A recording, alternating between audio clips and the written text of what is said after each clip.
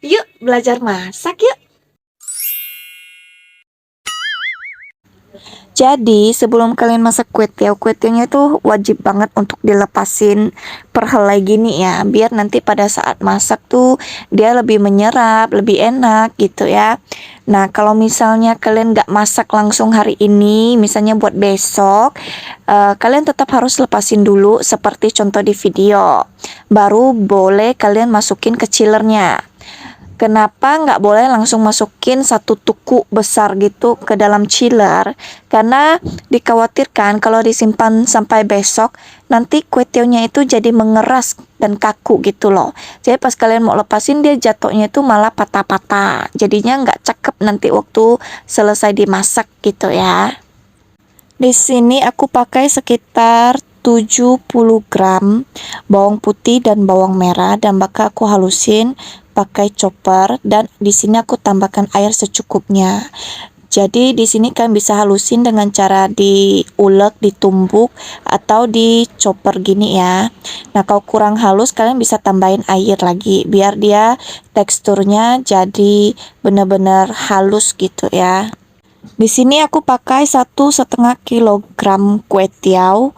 Terus di sini ada sekitar 200 gram udang yang udah dikupasin kulitnya, dan ada sekitar 350 sampai 400 gram kecamba ya, disesuaikan dengan keinginan selera masing-masing.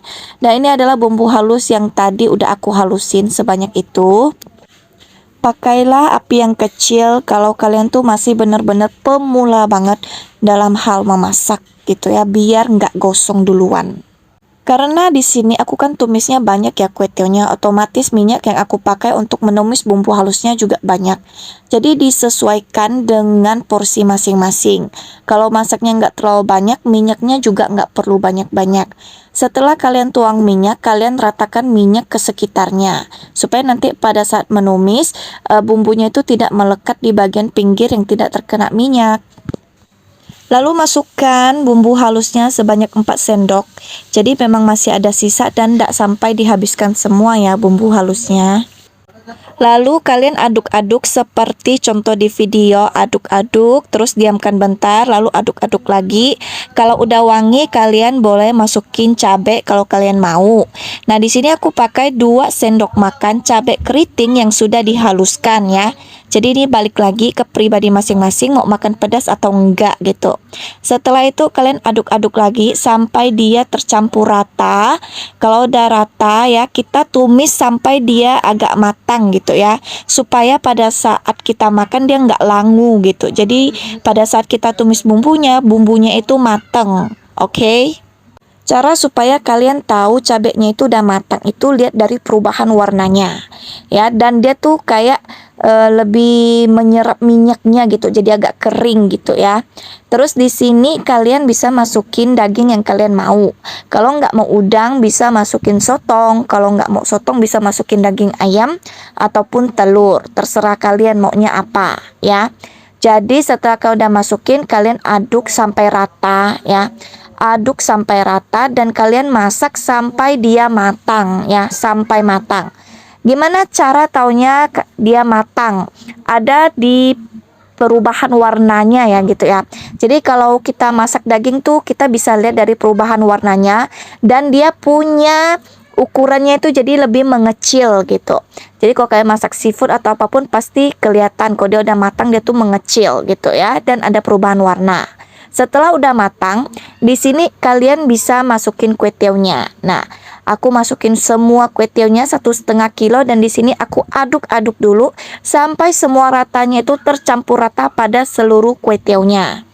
Setelah udah tercampur rata, di sini aku bakal kasih air, 1 gelas air kecil kayak gini. Itu biasanya gelas jamu ya. Jadi pasti kalian tahu. Ini tujuannya supaya dia lebih basah dan enggak cepat gosong ya. Jadi di sini aku tambahin air dan aku aduk-aduk lagi sampai dia rata. Terus di sini aku tambahkan daun kucai. Kalian boleh ganti dengan sawi keriting kalau kalian mau ya. Jadi kita masukkan sayurnya itu pada saat dia udah mau matang ya, menuju matang. Jadi supaya sayurnya itu nggak terlalu layu pada saat ditumis atau dioseng gitu ya. Setelah semua sayur udah masuk, tinggal kalian aduk-aduk lagi sampai rata ya. Ini aduknya nggak terlalu lama kok, bentar aja supaya dia rata aja. Lalu di sini aku masukkan 2 sendok kecil micin ya. Kalau kalian nggak mau pakai micin, kalian boleh pakai kaldu jamur. Sama aja sih, sama-sama mengandung MSG. Terus di sini aku pakai 7 sendok makan kecap manis ya. Di sini aku pakai kecap manisnya itu cap bango. Jadi di sini aku sengaja pakai takaran sendok ya biar lebih memudahkan. Kalau kalian takut gosong waktu kalian masukin takaran kecapnya, kalian boleh matiin bentar dulu ya apinya, atau kalian bisa juga takar dulu terus siapin ke dalam satu wadah.